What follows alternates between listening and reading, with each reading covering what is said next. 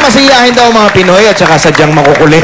Kaya kung may kwela kayo mga video, padala nyo na. Ito ang address ha. Bitoy's Funniest Videos, care of GMA7, EDSA, Corner Timog Avenue, Diliman, Quezon City. Kung gusto nyo na sample, panoorin nyo to.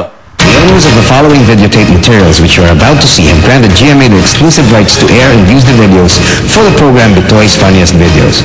GMA owns the broadcast rights to these videos worldwide and in perpetuity. Ay! Malit ka dyan! Malit ka dyan! Akin yan! Akin yan! Akin yan! Anak, huwag ganyan. Baka sabihin na asal hayop ka. Asal hayop? Bakit? Mukha na akong hayop! Mukha na akong hayop! Sorry, ba't ganyan na aso mo? Di ko alam, Brad eh. Nakalulun yata ng trumpo. Nahihilo na ako! Nahihilo na ako!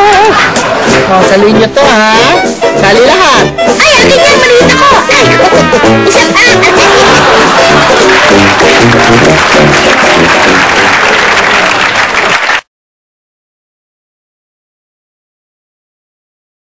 Enjoy na enjoy kayo. Kayo ang pipili, studio audience ha. Kayo ang pipili kung sino sa kanila mananalo ng 10,000 pesos para sa first prize, 5,000 naman sa second prize, at sa third prize, 3,000 pesos. Hawakan nyo yung mga keypads nyo. Ayan, mga sa gilid nyo. I-ready nyo na. Parang alam ko na kung sinong pipiliin ito. Sige, you may start voting now!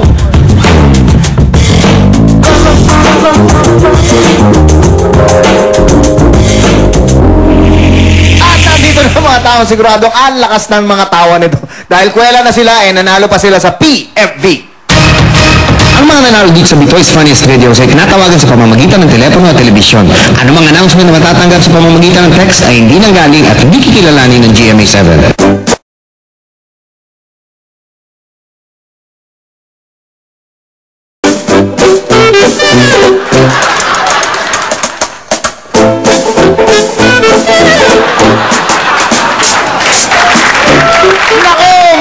Salamat, sigurado ako nag-enjoy ka. Nag-enjoy ba kayo?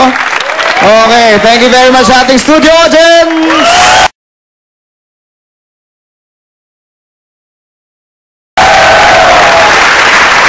Thank you sa IZOD at Van Heusen. Thank you, Technomarine. Belated happy birthday kay Doris Fernando. Lahat daw ng sobra nakakasama. Kaya oras na para magpaalam kami dahil baka masobrahan na kayo sa kakatawa. Pero huwag kayo mag-alala dahil next week, tutuloy natin ang saya dito sa BFD kung saan siguradong yari ka!